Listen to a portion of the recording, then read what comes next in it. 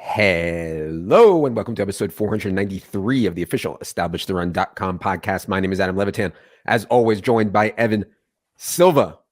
We are entering week 13 of the NFL season, heading into December here. Evan, how's it going? It's going well. We're coming off a full week. Every team played in week 12, moving into week 13, 2 teams on bye. And then in week 14, there's 6 teams on bye. They didn't consider like fantasy football implications with this because I know that most playoffs now are weeks 15, 16, and 17, which is cool. But there are some leagues where playoffs are week 14, and it sucks that there's so many buys that week. So hopefully they'll get that cleaned up for next year.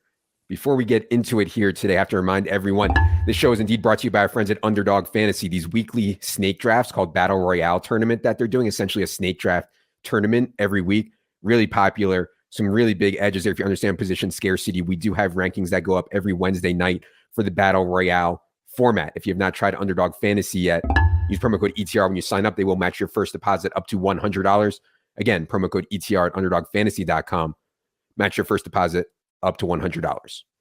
All right, NFC team by team pod here, Evan. We will start with the Arizona Cardinals. I've kind of been a James Conner hater. I know you've probably been higher on him than me. What nobody can deny is that James Conner might have the single best role among all NFL running backs right now. And you know, it's ridiculous. I mean, 183 out of the last 187 first string snaps. The starters got benched for a little bit a couple weeks ago, but 183 out of the last 187 for James Conner. Obviously has a decent pass game role, very good goal line role. So, man, I don't know there's much else to say about James Conner and the way they're using him right now, other than it's truly elite. On the other hand, we did see Marquise Brown get back this week. What did you see out of the Cardinals?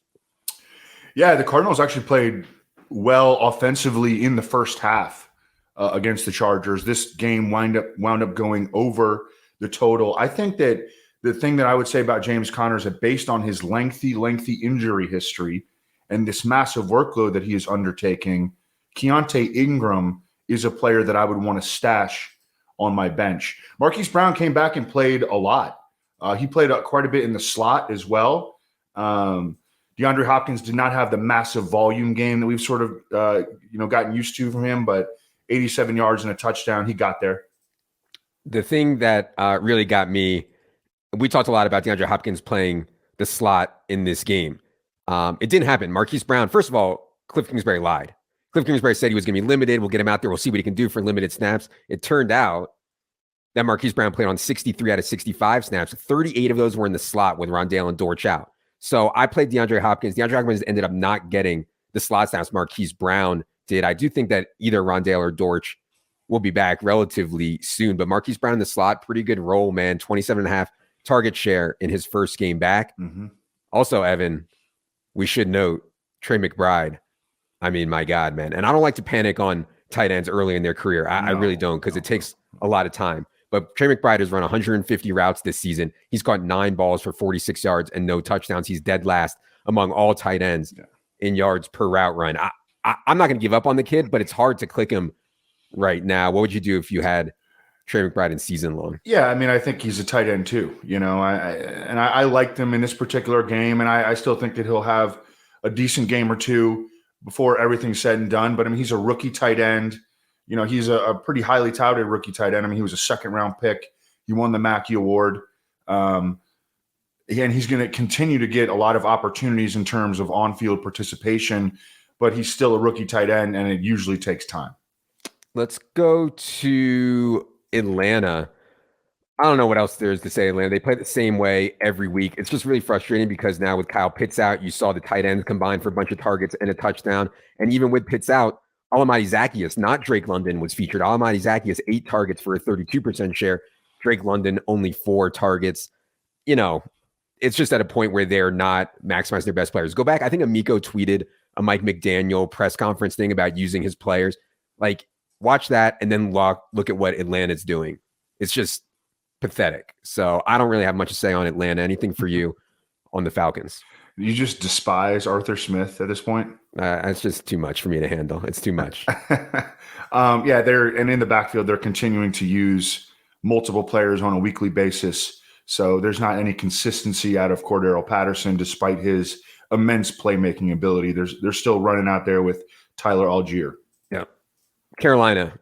Good to see Sam Darnold back in the saddle, man. Sam Darnold made a couple really baller throws, man. Like some really good ones. One down the right sideline to DJ Moore was a sick throw from Sam Darnold. We know he has that in him, right? I mean, former number 1 overall pick. It's clear that he knows how to get the ball to DJ Moore better than Baker or PJ Walker. DJ Moore has a really good game here. His career with Sam Darnold is now at 15.7 DraftKings points per game. With Baker and PJ, it's at 10.6. So, you know, a lot of DJ Moore stuff, a lot of people who had DJ Moore probably are dead-ish. But if you're not, things are certainly looking up for DJ Moore. What you see out of the Panthers, relatively easy win over the Broncos.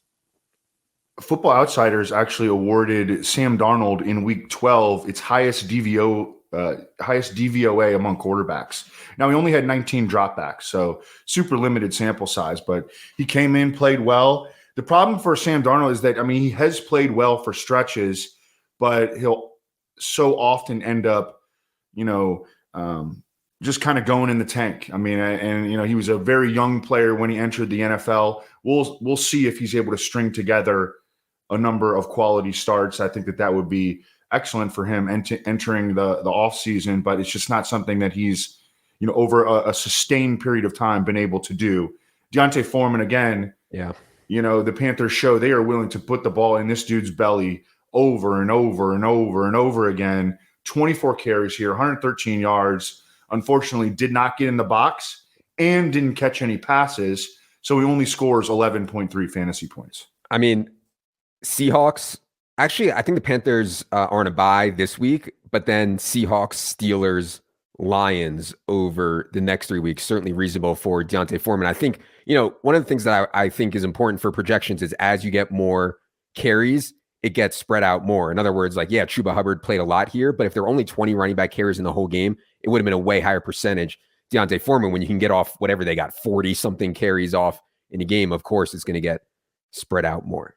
Let's go to Chicago. So not great news in Chicago, man. I mean, first, Justin Fields can't play. Hope he's okay. Hope to get him back soon. But now Darnell Mooney goes down with an ankle injury. He's done for the year. That forced them to give Chase Claypool a big bump in usage, 21 routes on 28 dropbacks for Chase Claypool. Obviously, it's really hard to trust anyone here unless Justin Fields can get back in the saddle and give the offense some more efficiency. What did you see out of the Bears, and what do you think about them without Darnell Mooney going forward? Yeah, I mean, their offense is just dead. I mean, he was really their only vertical playmaker, and even when Justin Fields comes back, that's going to work against Justin Fields. I'm not so sure that they're going to bring Justin Fields back this week.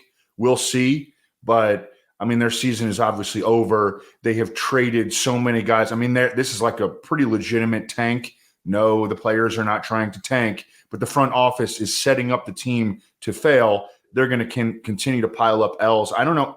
It'll be interesting to see, when and if they put Justin Fields back in.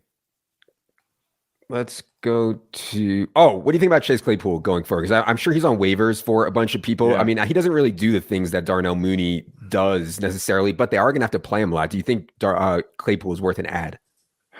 Yeah, he probably is, but you can see even in this game where they upped his usage, his routes, his snaps, he still only has 5 targets, 2 catches for 51.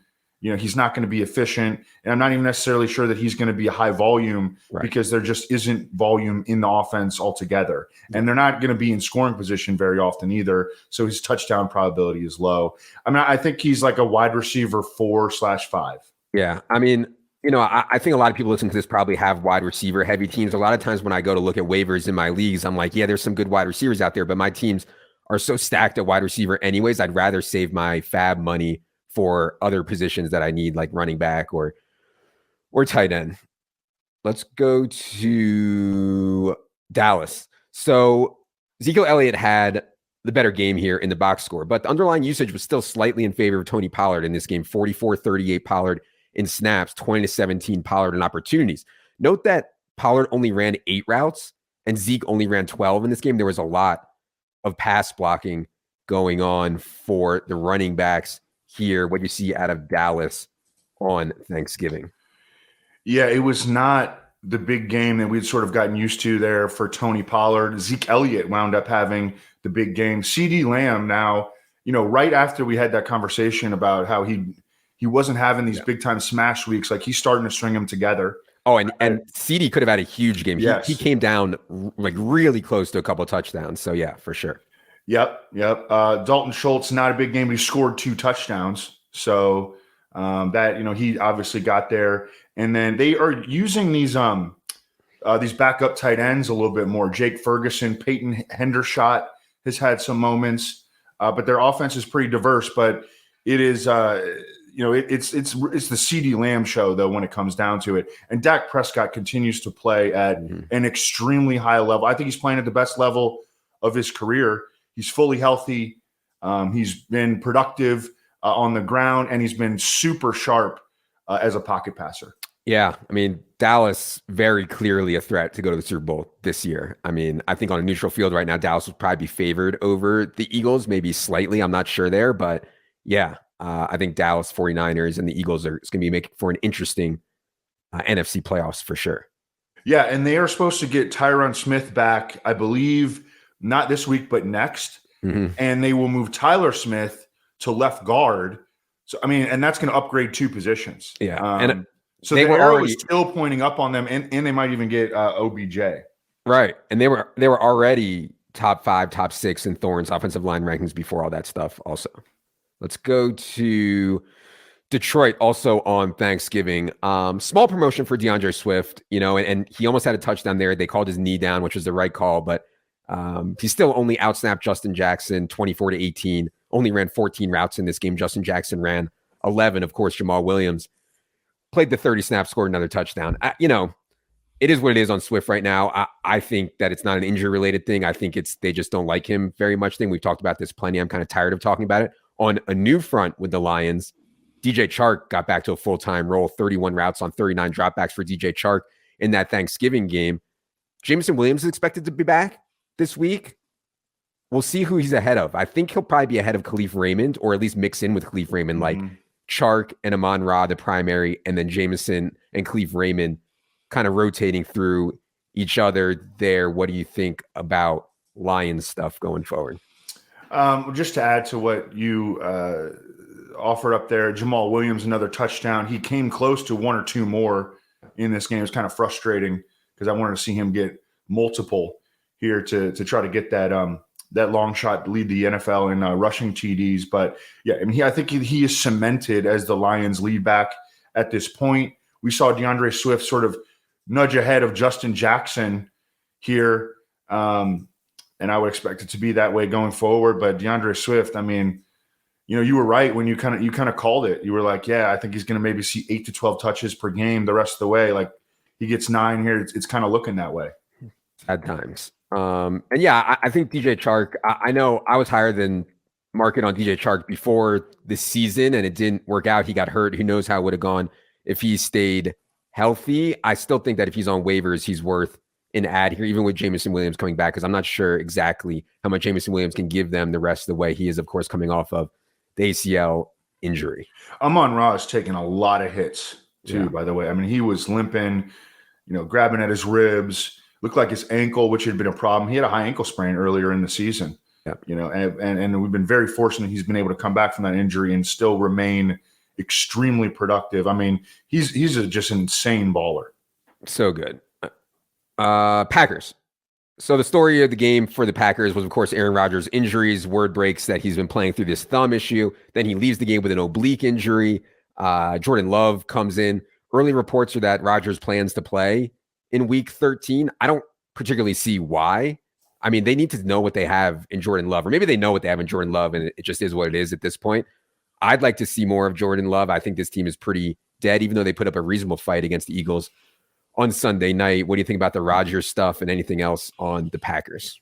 Yeah, it sounds like Aaron Rodgers is going to play this week. I'll tell you what, if anybody was questioning what is left of his ability, look at the throw that he made to Aaron Jones in the back of the end zone on the run. I mean, that's vintage Aaron Rodgers. He's got a lot left in the tank. I do think that the finger injury probably has contributed to his ups and downs this year more than we realized in those 7 weeks in which it was not disclosed.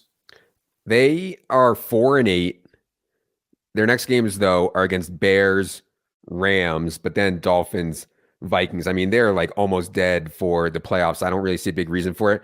By the way, though, one thing there is a big reason for Christian Watson. I was not on Christian Watson before the season. I actually think I have a bunch of unders on Christian Watson season-long props, which obviously is not looking good. This dude is balling, man. He's up to 2.45 yards per route run this season, which is absolutely insane. That is an insane number for a rookie. Insane number. And yeah, he hasn't played a ton, but lately he's been playing every snap the last few weeks. I mean, he separates from guys with speed and agility really, really well. I don't know, man. I mean, we just released a fresh run of dynasty rankings. I don't remember exactly where we ended up with Christian Watson, but he seems like a much better asset than maybe we originally gave it credit for before the season. Any thoughts on him? I remember one of the guys who had one of the best yards per route run among rookies of all time was Martavis Bryant. And Christian Watson at times reminds me a little bit of Martavis Bryant. Yeah. You remember what kind of a talent that he was. Christian Watson is, I think we underestimated him. I'm willing to capitulate as I'm wearing the shirt, capitulate on Christian Watson. This dude is a dude. Yeah. New merch store is open, by the way. The capitulate shirts are in there. Rams. Speaking of teams that should be shutting it down, I mean, the Rams, it's not only they're shutting it down for this year, it could be done forever. Allen Robinson is now done for the year. I would be shocked to see Cooper Kupp again this year. I'd be surprised to see Matthew Stafford again this year. At the end of the year, I know people have speculated, like, why? They have no picks. They have nothing. I mean, Sean McVay, Aaron Donald, I could see a bunch of these guys just being like, screw it, and retiring. Anyways, for our purposes, though. Yeah, Aaron Donald has a high ankle sprain, too. Yeah, I mean, it's over. I mean, obviously. Yeah. But I don't even think like Bryce Perkins can run. And you saw it. If anybody watched the Chiefs game, you can see Bryce Perkins can really run. We talked about that a lot.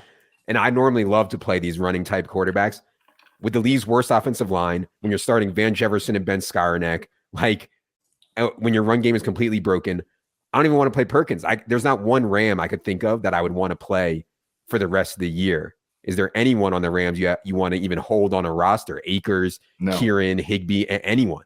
No. I don't think so either. No, definitely not, actually. Definitely It's not. crazy because normally when teams are really bad, there's at least one guy that's like, this guy's going to get 10 targets, man. I'll keep him on my team. I might click him in DFS. I can't even think of one guy that I want to click on the Rams. It's really amazing. I think Bryce Perkins started this game 2 of 15 or something like that. This offense is completely dead.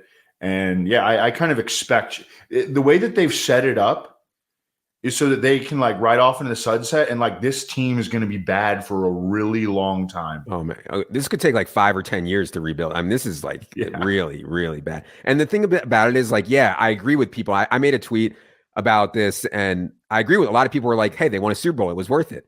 I agreed that because they won the Super Bowl, it's worth it. But if you come up just short, if you get to the conference championship game and lose, you get to the Super Bowl and lose, I don't think it's worth blowing up your team for 5 years, 7 years, something like that.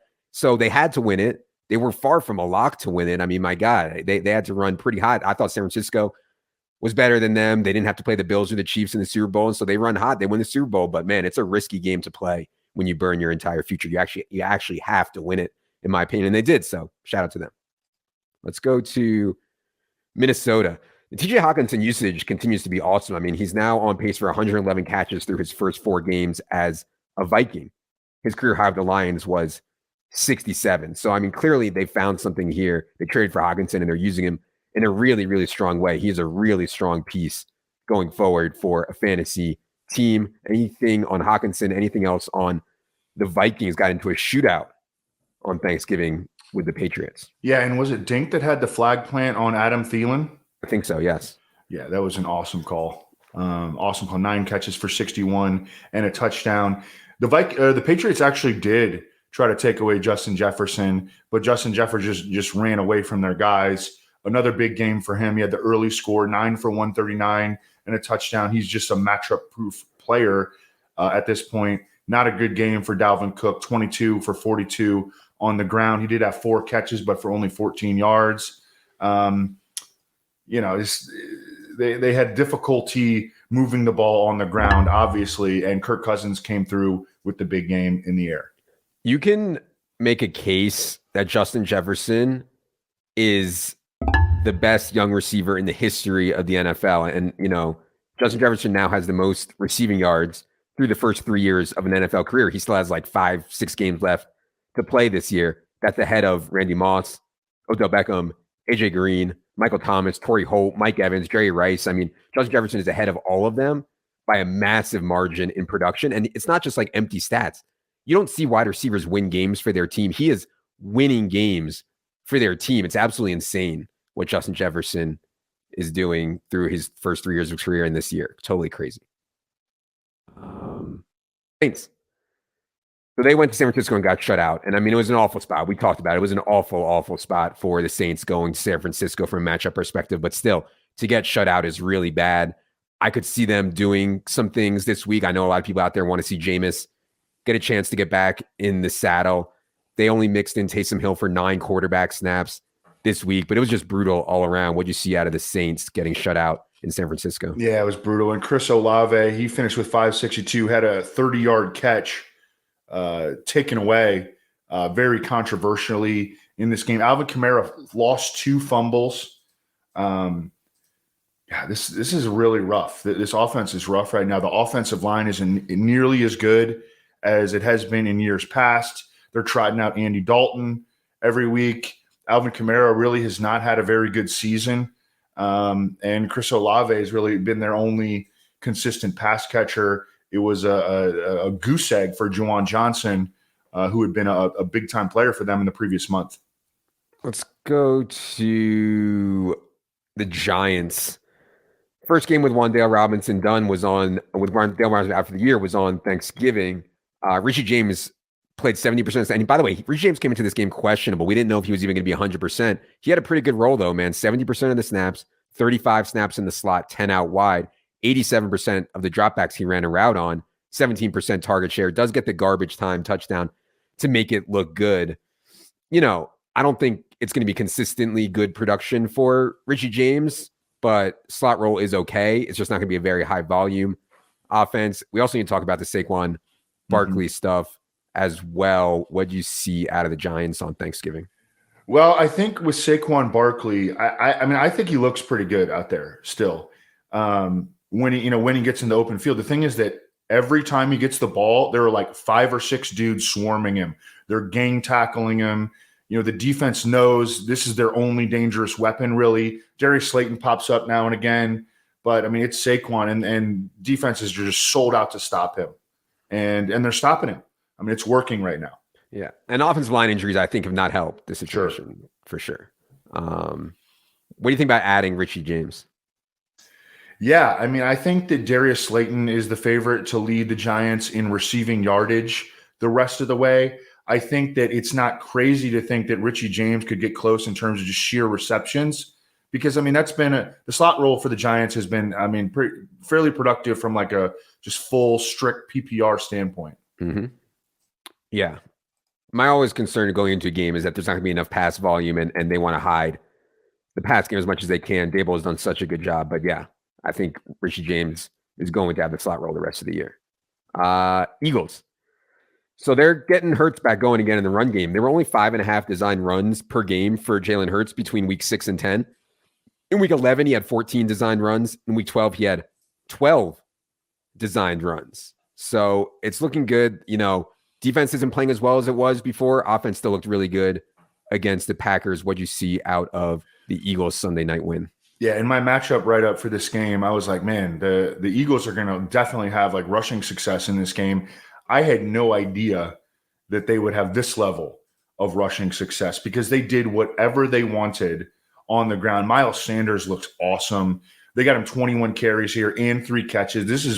This was a great game for Miles Sanders, despite the fact that it began with Kenneth Gainwell vulturing a touchdown early on. They were in hurry up, and Gainwell was in the previous play, and they gave it to him, and he scored because they didn't sub out. But yeah, Jalen Hurts is like hyper consistent. I think he's going to enter week 13 with 20 plus fantasy points in like 5 straight. I mean, and he's got massive upside. This 157 rushing yards from your quarterback is outrageous. Danny Dimes-esque. Yeah.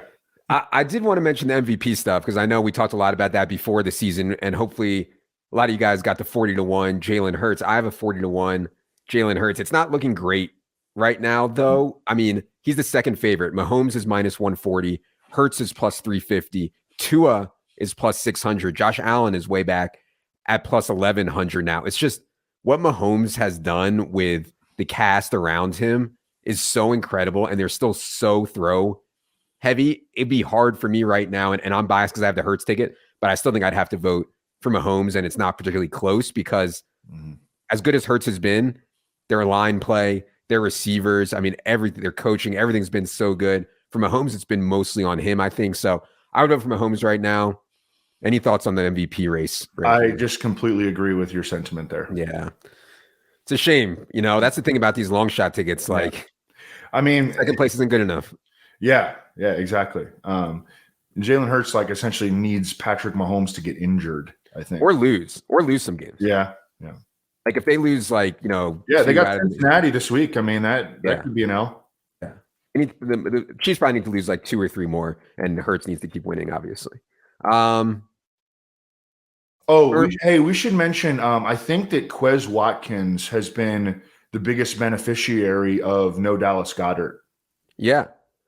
Target share still hasn't been great, but yeah, I mean, you can tell they're actually running some stuff for him now. And honestly, like the Dallas Goedert injury is big, man. I mean, they don't throw the ball to Jack Stoll or Cal Xter at all. Like things have changed a lot. And maybe that coincided with Hurts running more as well. Let's go to San Francisco.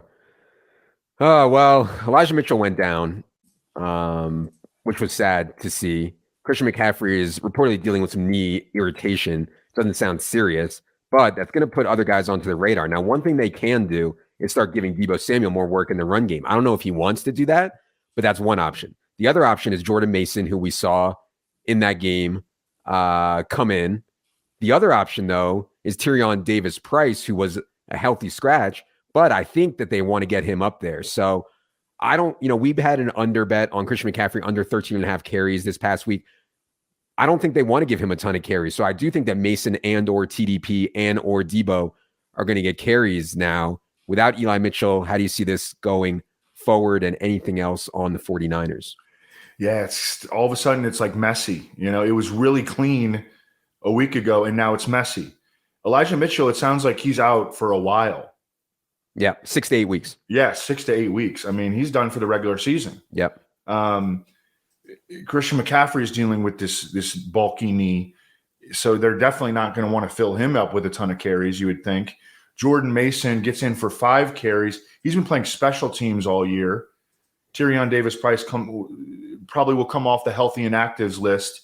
But yeah, I mean, all of a sudden it's real messy. Deebo Samuel has been battling a hamstring injury. Yep.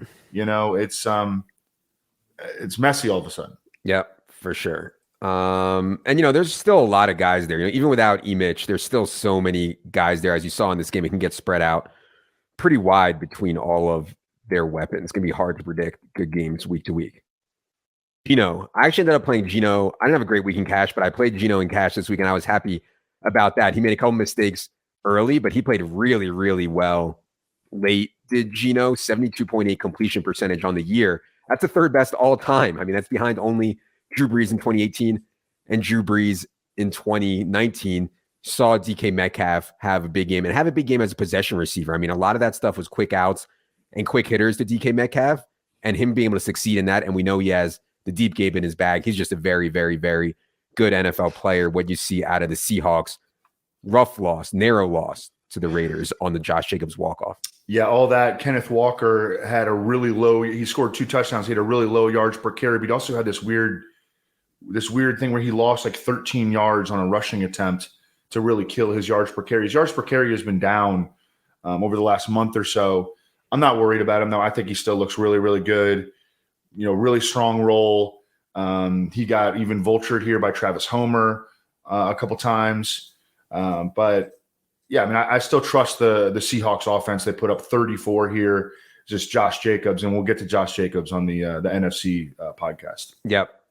Or the AFC podcast. I'm sorry. Yeah. Kenneth Walker, the pass catching stuff didn't look great. Efficiency didn't look great. He did run 23 routes in this game compared to only 9 for Travis Homer. So I think that was a good sign for Kenneth Walker's pass game role. Bucks. They did have Keyshawn Vaughn up.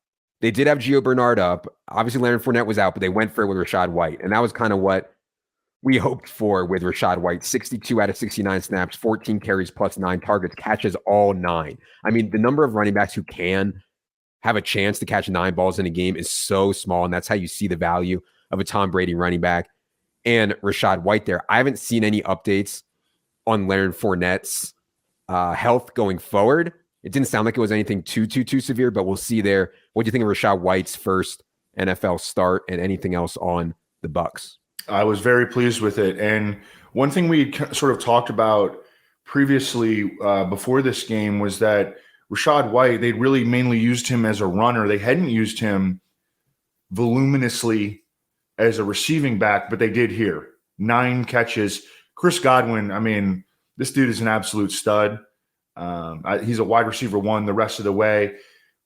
I still think that Brady's going to get it going with Mike Evans before all said and done. But, I mean, it's been a pretty disappointing stretch here for Mike Evans. It seems for whatever reason, Tom Brady and Mike Evans have not been on the same page for the last 4 to 6 weeks. Yeah, really good Chris Godwin game here. The ADOT remains really low, but man, he's just getting fed for sure. Last one we're gonna do here is the Washington football team. We've gone over the Terry McLaurin stuff so much. The problem is that they just don't throw very much. I mean, Taylor Heineke hasn't topped 29 pass attempts in any of his last 4 games. That's a really, really, really low number. And part of it is defense is playing well, and the run game has been really good. I don't know if you saw the Brian Robinson catch and touchdown was sick. What do you think of Washington? One of the hottest teams in the NFL right now, your Washington Commanders. I mean, isn't it crazy? They've won 6 of their last 7. Yep. They're like a playoff team right now. Yep. They're scrappy. Giants by Giants, 49ers, Browns, Cowboys at the end of the year for the Commanders. Yeah, so they could continue to rack up some wins there. They're a defense-oriented, power running team, and that plays to the strengths of Brian Robinson and, threatens the target shares even at the top, or not the target share, but the actual raw target volume for Terry McLaurin. Yeah, exactly. It's the thing is, man, I know people are weekly trying to pick in DFS between Brian Robinson and Antonio Gibson. I'm having a hard time thinking and figuring out what Washington is going to do on a week-to-week basis there. I do think that I lean Antonio Gibson anytime that it's close because he's more explosive in the passing game and can run routes down the field, et cetera, et cetera. But yeah, I mean, Brian Robinson is a threat weekly as well. When he gets the hot hand, they clearly stick with it. Yeah. Did you see his big hat? Are you going to get one? That's such an absurd thing. It's so funny. Yeah, you guys go check out. I retweeted it. You can find it on there. Apparently, Brian Robinson's friend is selling big hats. Not I don't even know how to describe big. Big. Yeah, you got to see the picture. It's so ridiculous. All right. Anyways, we'll be back later tonight for the AFC Team by Team podcast. Appreciate you all being here. If you're watching on YouTube or listening anywhere podcasts are found, please hit the subscribe button. It means a lot to us. For Evan, for producer Luke, I'm Adam. Good luck, everybody.